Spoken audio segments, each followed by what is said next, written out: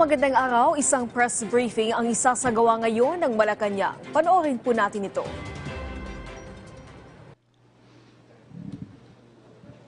Ilang questions natin? Ilang questions?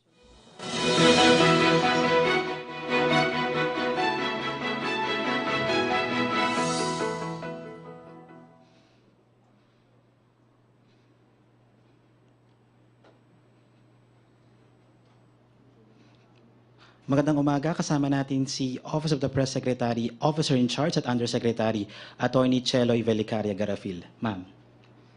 Good morning, Malacanang Press Corps, Department of Foreign Affairs Press Corps, and APEC Philippine Delegation. Under Thailand's chairmanship, the APEC Economic Leaders Meeting will convene next week. The economic leaders from 21 APEC economies will discuss sustainable trade and investment, reconnecting the region and charting our paths towards post-pandemic recovery and inclusive and sustainable growth. The APEC is an opportunity for us to push for our economic agenda and priorities. These include the empowerment of our MSMEs and their inclusion in global value chains, recognition of the essential role of our maritime crews and seafarers in ensuring stable and resilient supply chains, ensuring our food and energy security, and climate change mitigation and adaptation. The President will likewise participate in the APEC CEO Summit, which is a meeting of top business leaders in the region. He will meet with top executives of Thai companies to discuss business opportunities, investments, and expansion plans. We will also have the opportunity to meet with leaders of economies to discuss our bilateral relations and seek paths towards mutual economic benefits. The President will also meet with the Filipino community in Thailand. We have with us this morning the following DFA officials who will give us a full view of President Ferdinand R. Marcos's participation in the APEC 2022 and related summits in Thailand. DFA spokesperson Ambassador Teresita Daza and Multilateral Affairs and International Economic Relations Assistant Secretary Eric Gerardo E. Tamayo. Ambassador, ma'am. Thank you, OIC Attorney Garafil, for that, and thank you again for this opportunity to join you, the Malacanang Press Corps, as well as the DFA Press Corps, in sharing insights and updates on the preparation for our Philippine participation in APEC. As you all know, the President will lead and will participate in the APEC Economic Leaders Week in Bangkok from 16 to 19 November. He will be joined by other members of the Cabinet, including SFA, our Secretary for Foreign Affairs, and the Secretary of DTI, among others. This will be the first APEC meeting for the President and his administration. It will also be the first in-person APEC leaders meeting since 2018. The APEC is the premier Asia-Pacific Economic Forum established in 1989 with the primary goal of supporting sustainable economic growth and prosperity in the Asia-Pacific region. The Philippines is a founding member economy. Through our engagement, and as mentioned by Attorney Garafil, the Philippines has contributed to the APEC agenda of promoting investment and trade across the region, facilitating the conduct of business, the development of human capacity and capability, the adoption of regulatory reforms, the easing of transition into a digital economy, and the expediting of economic recovery due to the COVID pandemic. As I also mentioned in our last briefing, APEC is responsible for about 85% of our trade abroad. APEC economies account for 82% of tourism flows into the country, and 60% of Filipinos abroad call APEC home and are responsible for 68% of the remittance back to the Philippines. APEC has also provided economic and technical and capacity assistance to various government agencies. The Philippines has hosted APEC meetings twice in 1996 and 2015. We're very happy today to also have with us Assistant Secretary Eric Tamayo, who is currently assigned the Office of the Undersecretary for Multilateral Affairs. and International Economic Relations. He is also our Director General of the Philippine APEC National Secretariat. Asek Tamayo. Asek, would you like to say something?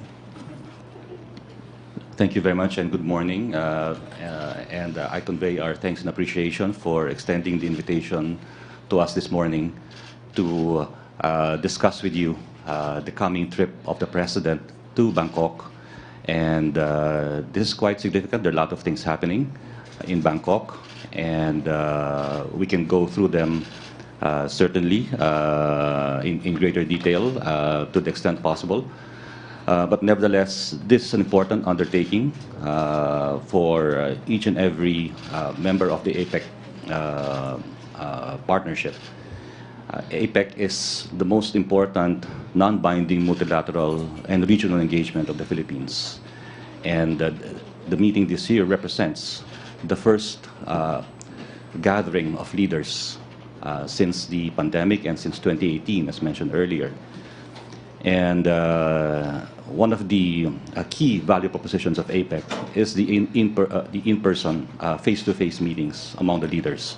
And the APEC Economic Leaders Meeting is the highlight of each and every APEC year for the last 32 years.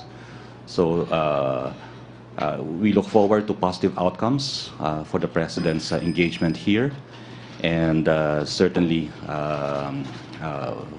we will be looking forward to the positive impact of the President's visit over the next couple of years by his participation in APEC.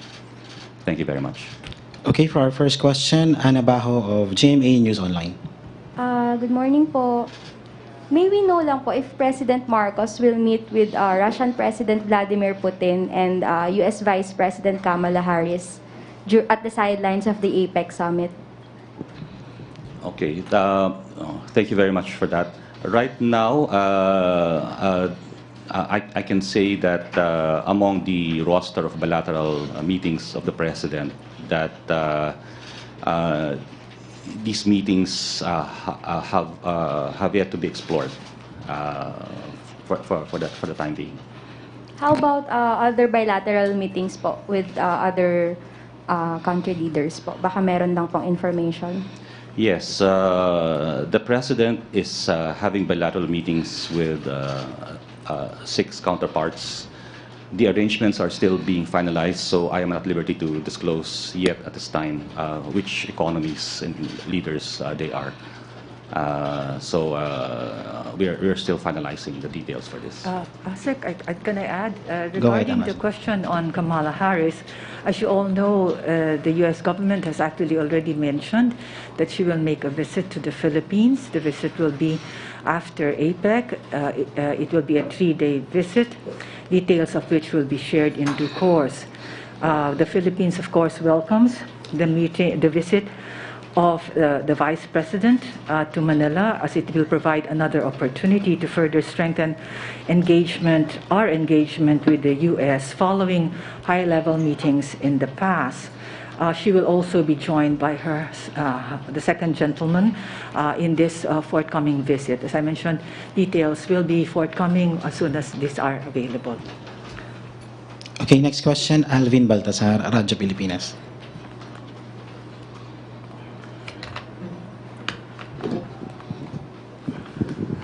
Good morning po.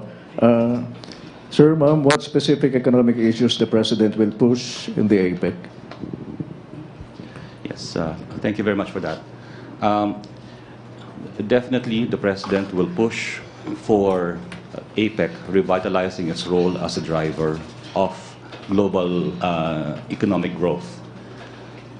If you may recall, prior to the pandemic, the Asia-Pacific region had been the significant driver of global economic growth, and this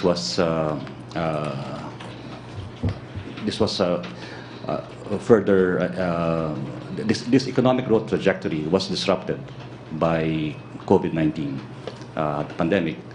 So the challenge before us is to facilitate the rapid recovery of economies from arising out of the pandemic, and also to undertake the necessary measures to also counter the disruptive forces that affect the current economic situation around the globe.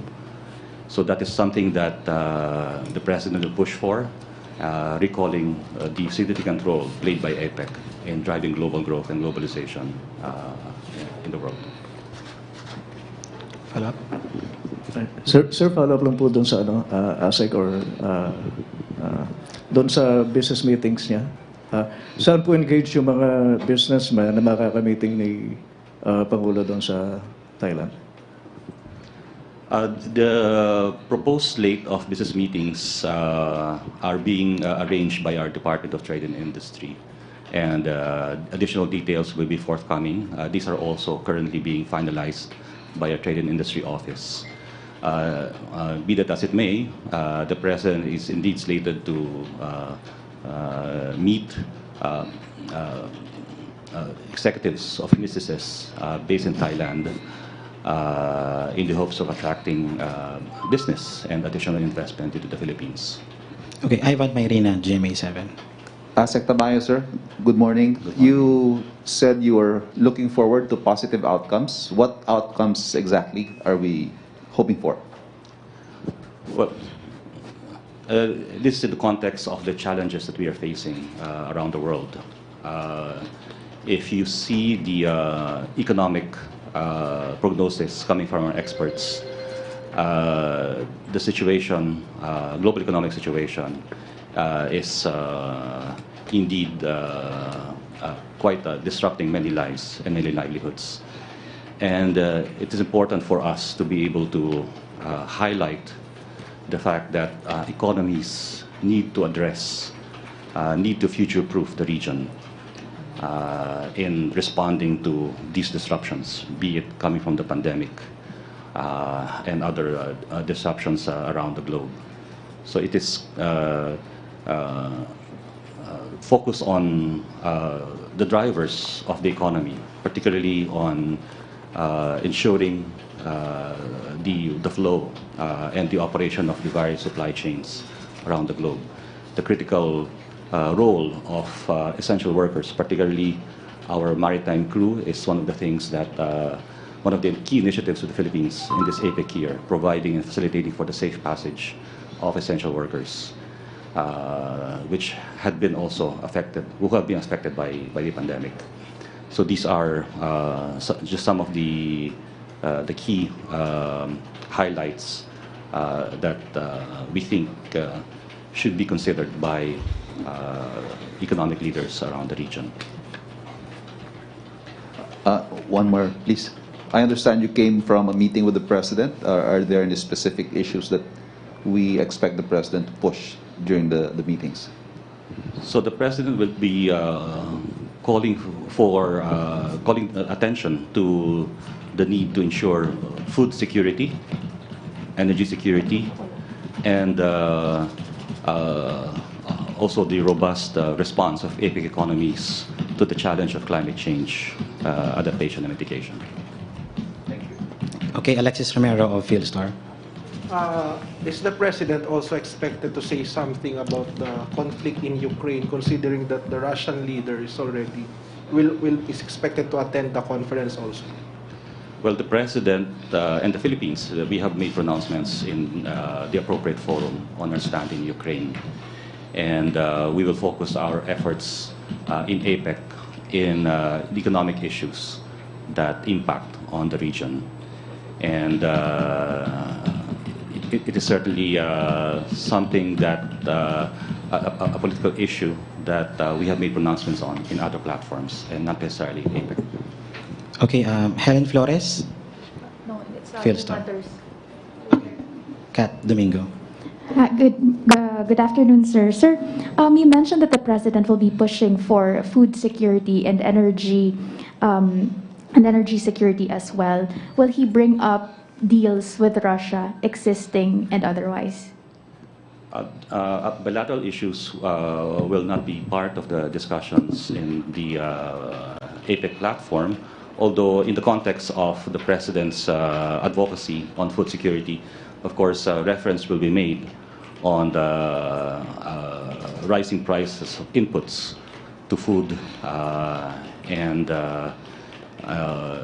this is something that each economy actually is concerned about, the rising inflation, and how this is impacting on our efforts to facilitate rapid economic recovery in the region.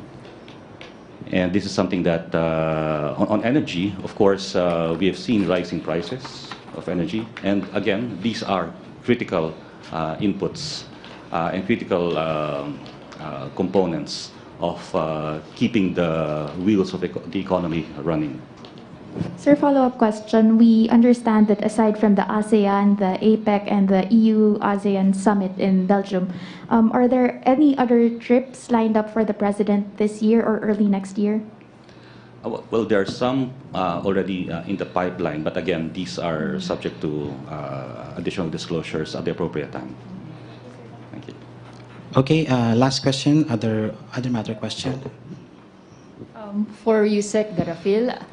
Yusek, I would like to get Malacanang's comment on the UNHRC report about the alleged grave human rights violations and high number of EJK in the Philippines, particularly in the context of the campaign against illegal drugs. I think the report was referring to the previous administration. And they also recommended about the change in the way the problem of drugs is being addressed in the Philippines. Would you like to comment on this? I think Ambassador Daza will make the response now. The administration of President Marcos has made very clear pronouncements about the seriousness of his government in terms of human rights obligations.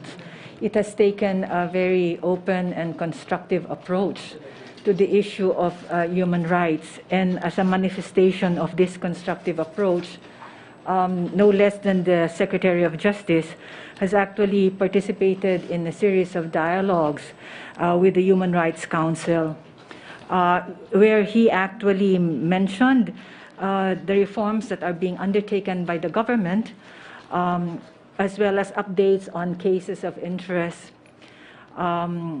This is to stress that, contrary to what has been mentioned about the culture of impunity, I think there has been a shift in terms of how the issue of illegal drug is actually being addressed. Thank you, ma'am. Attorney General. Okay. With that, I would like again to thank Malacanang Press Corps, the DFA Press Corps, and the APEC Philippine delegation for your active participation. And also, ma'am, thank you once again to Ambassador Teresita Daza and ASEC Gerardo Tamayo. Thank you, sir. And we look forward to seeing you all in APEC in Thailand. Thank you. Thank you.